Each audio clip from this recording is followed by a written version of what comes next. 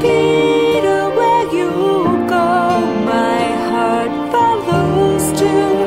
I'll always be moved by you, your heart and art and poetry, your love of life and liberty. I'm Paul Stanford. So Peter McWilliams is a big influence on me. I mainly communicate with Peter via email. And so Peter was an avid user of the internet. And so I met him through the internet and through participation in drug policy reform lists. And I read a couple of his books. The book that Julia has is the one that had been first recommended to me, Ain't Nobody's Business If You Do, as being a real treatise of freedom. And then I was shocked at the way he was entrapped in that marijuana castle in Los Angeles. You know, they wouldn't allow him to use medical cannabis to treat his condition. He had chronic nausea, and the way he passed away. But Peter provided a very strong example for the rest of us. And his books live on and his legend lives on. So I really appreciate you helping to expand that. Thank you. Thank you. How do you feel in your activism today? How does Peter inspire you? You know, it's his thought, his philosophy that people deserve, if they're not hurting another, that they deserve freedom. And his inspiration in terms of self-help. And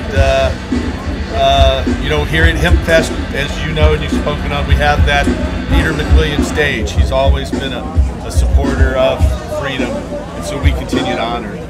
Definitely. Why don't you tell the folks about Hempstock? Sure. Our Hempstock Festival is like the Seattle Hempfest. It's not as big. It's right at the convergence of the Columbia and the Willamette River. Those are the two largest rivers here in the western United States.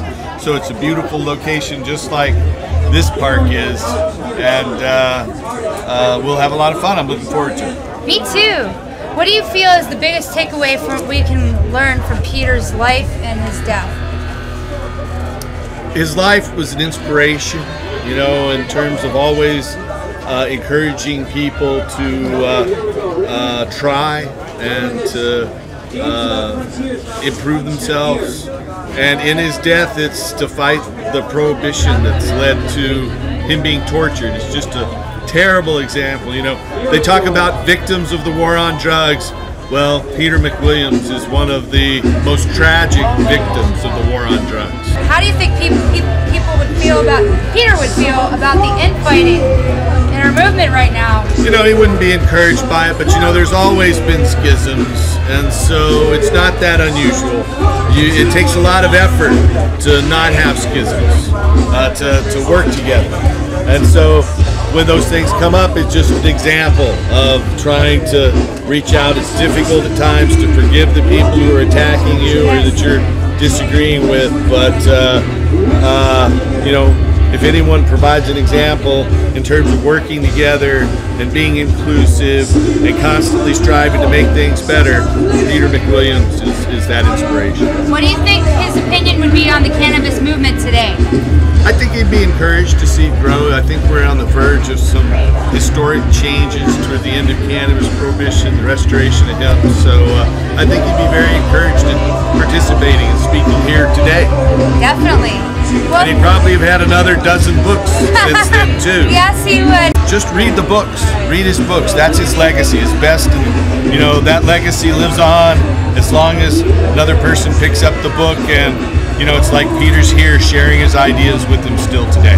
Definitely. Well, thank you so much, My pleasure. Paul Stanford. It's been a pleasure. Thank you. All right.